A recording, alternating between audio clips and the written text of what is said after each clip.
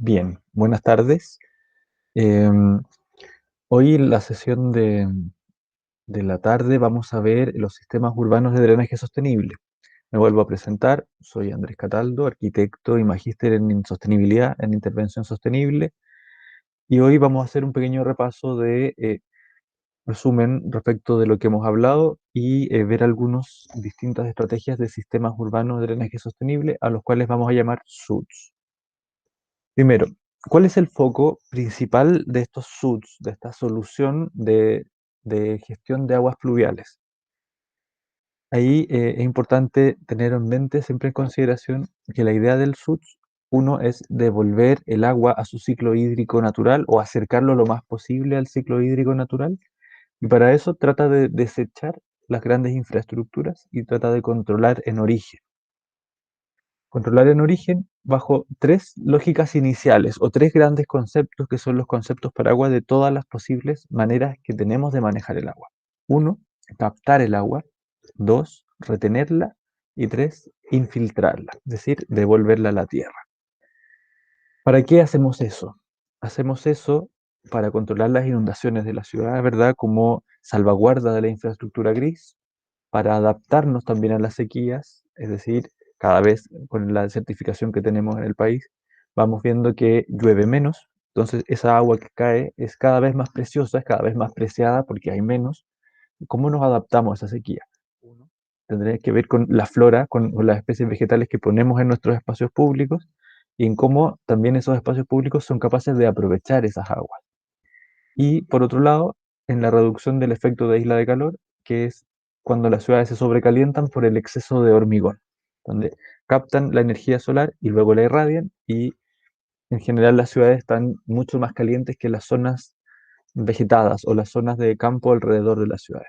Se dice que hasta 12 grados Celsius más pueden tener. Hay diferentes bibliografías respecto de eso, pero es un hecho comprobado que las ciudades se sobrecalientan. Entonces, deshormigonar, traer vegetación nativa, ser capaces de captar el agua y retenerla, absorberla o infiltrarla, nos va a ayudar a reducir ese efecto de isla de calor.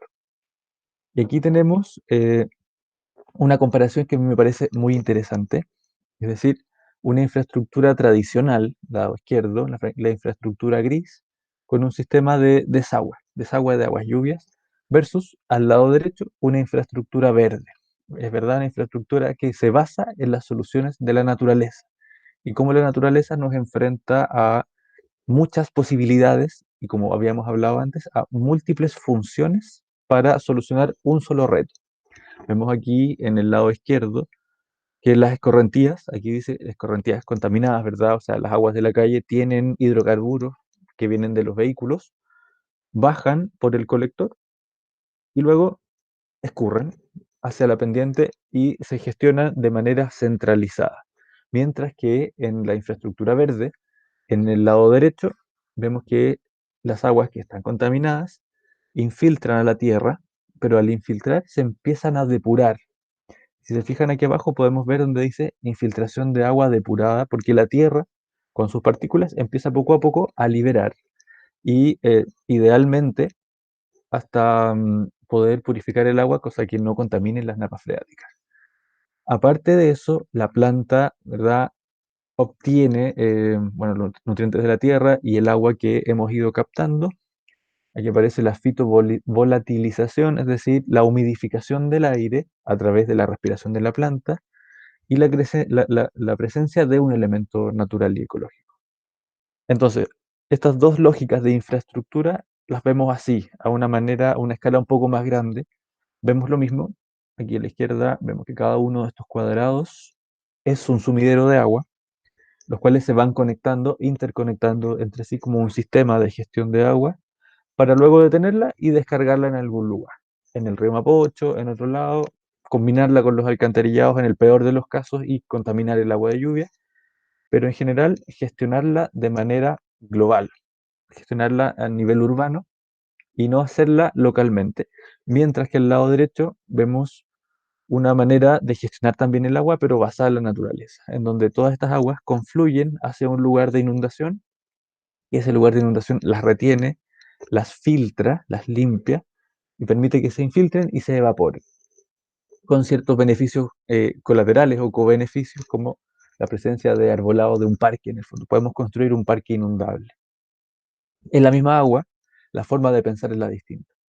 Al lado izquierdo tengo una solución ingenieril, al lado derecho tengo una solución que, si bien requiere ingeniería, es, por decirlo así, una ingeniería lenta o una ingeniería blanda, en donde se piensa en la naturaleza como el gran elemento capaz de entregarnos la respuesta a nuestro reto, a nuestra dificultad. Entonces, si hablábamos de estos tres conceptos iniciales, captación, retención e infiltración, podemos ver que se van disgregando en distintas versiones que nos ayudan a entender la manera de gestionar las aguas. Como por ejemplo, el control de los fluidos, frenar un poco, detener las aguas, que puede ser muy útil a la hora de una inundación.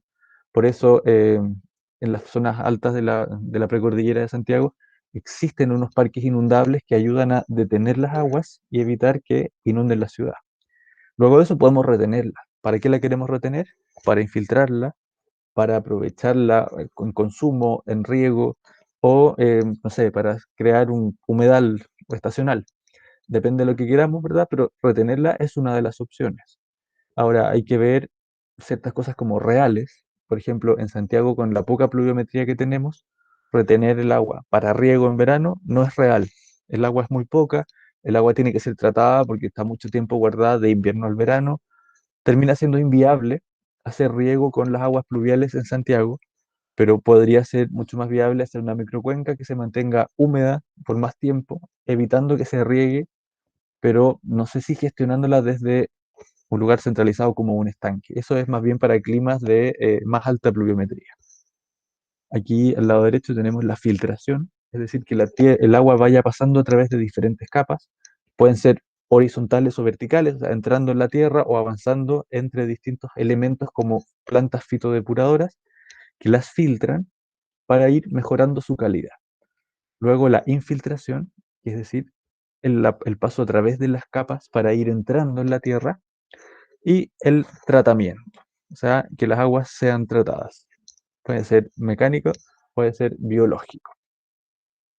Entonces, ya sabemos este contexto, sabemos que las soluciones basadas en la naturaleza son una respuesta a la infraestructura gris tradicional que se complementa, que se integra o que simplemente la reemplaza. Entonces, nuestra invitación de hoy es a ver estas oportunidades. Han estado hablando ya la selección de los lugares de intervención, ¿verdad? Hemos visto qué es lo que ustedes ven como atributos posibles en los lugares. Entonces ahora la invitación es a ver las oportunidades. ¿Qué oportunidades nos presenta la ciudad? ¿Qué oportunidades que a veces vemos como una situación muy cotidiana o muy tradicional y nunca la hemos visto con una óptica nueva? Por ejemplo, acá en un municipio en España, Castellón de la Plana, nos muestran ejemplos muy simples de cómo podría transformarse la ciudad, ver la posibilidad de transformación. Y en la foto superior, en el lado izquierdo se ve la esquina muy tradicional y en el lado derecho, donde hay un posible potencial zona de transformación en un elemento verde que al mismo tiempo capte las aguas.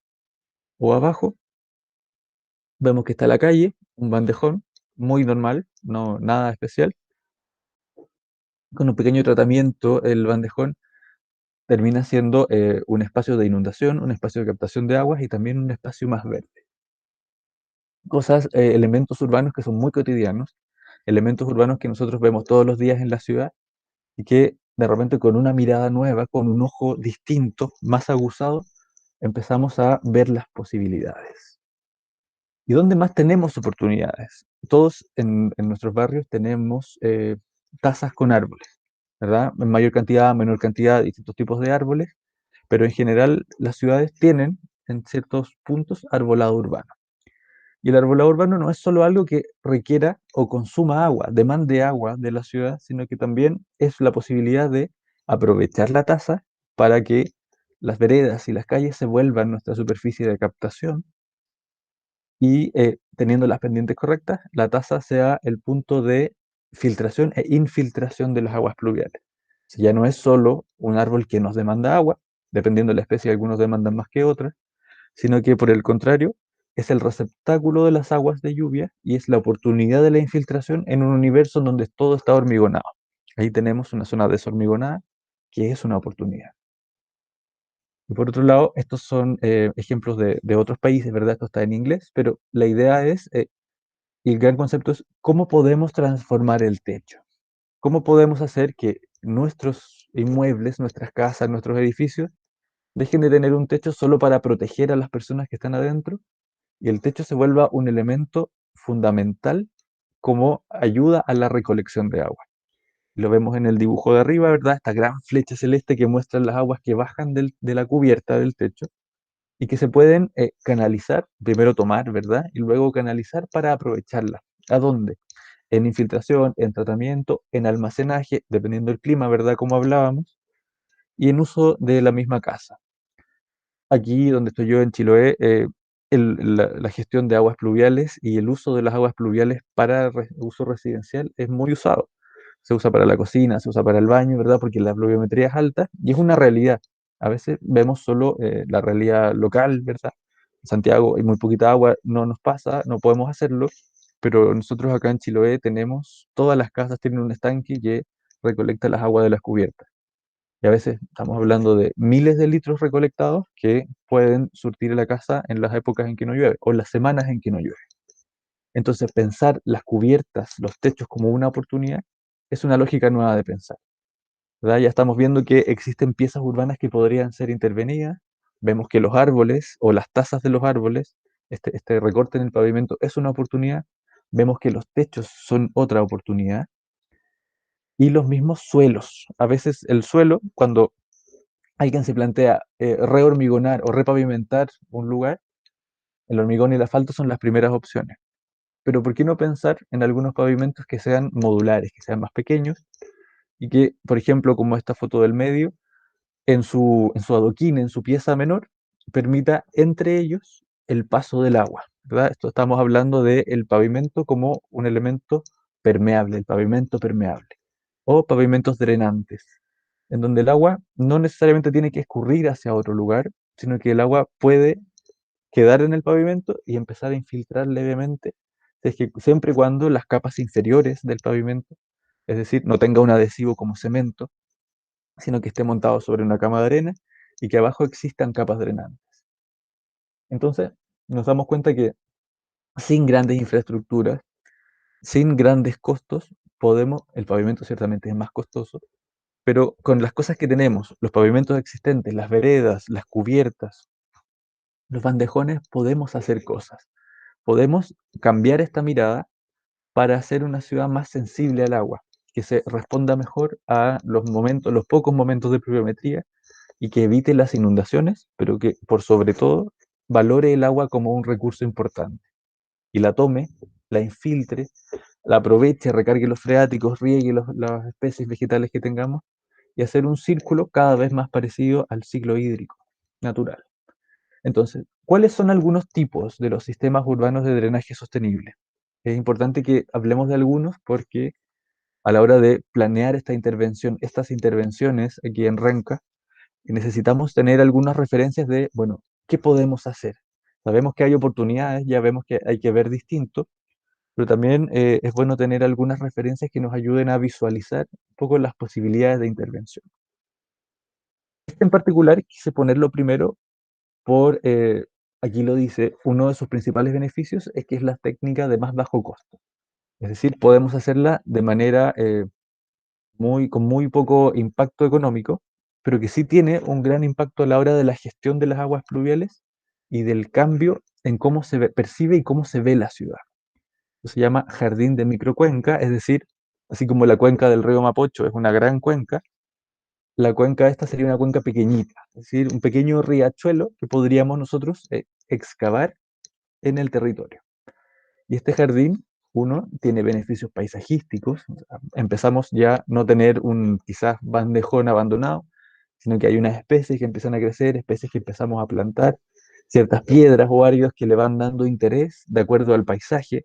Aquí vemos imágenes de México, imágenes de Arizona también, en donde el paisaje es ciertamente árido como el nuestro, o semiárido como el nuestro, y no es ese siempre verde que vemos en Europa, que vemos en Inglaterra, sino que es más parecido a la realidad de nosotros y a la realidad que hay, por ejemplo, en el Cerro de Renca. en donde el color amarillo es un color, en esta época sobre todo, que reina. Y a la derecha vemos un momento en donde no está lloviendo, ¿verdad? Un momento seco, y al otro lado vemos en una inundación.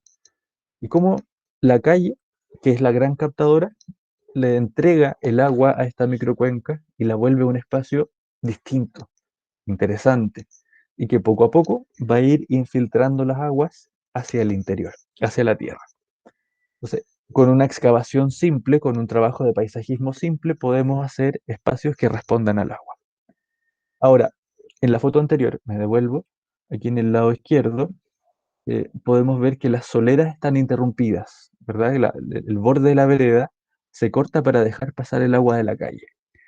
Eso nosotros lo llamamos un rebaje de solera. La solera se corta, se rebaja o se interviene para permitir el ingreso de agua.